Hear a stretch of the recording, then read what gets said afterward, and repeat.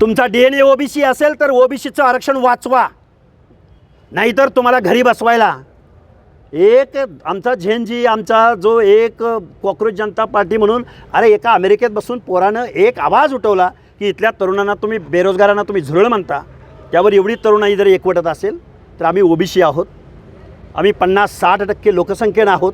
आमचा OBC एकवटला तर इथल्या सत्ताधाऱ्यांना, इथल्या कारखानदारांना, भांडवलदारांना आम्ही घरी बसू, हे मी पूर्ण जबाबदारीनिशी या महाराष्ट्राच्या मुख्यमंत्री महोदयांना सांगू इच्छितो. पण मुख्यमंत्री महोदय, अजून वेळ गेलेली नाही. आम्ही आंदोलक होतो, निवडणुकीच्या पूर्वी आम्ही जाहीर भूमिका घेतली तुम्हाला मदत करायची. पण तुम्ही आम्हा OBCना जर वाऱ्यावर सोडणार असाल तर आमच्यामध्ये सुद्धा मताचं बटन आम्हालाही आहे. आम्ही तुम्हाला निवडणुकीमध्ये बघून घेऊ. समर्थन आहे तुमचं जेनजीला या ज्या पद्धतीचं? का समर्थन असू नये?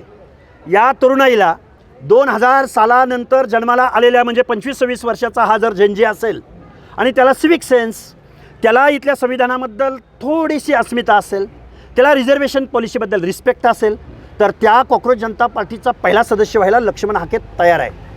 लक्ष्मण हाके जबाबदारीने बोलतोय.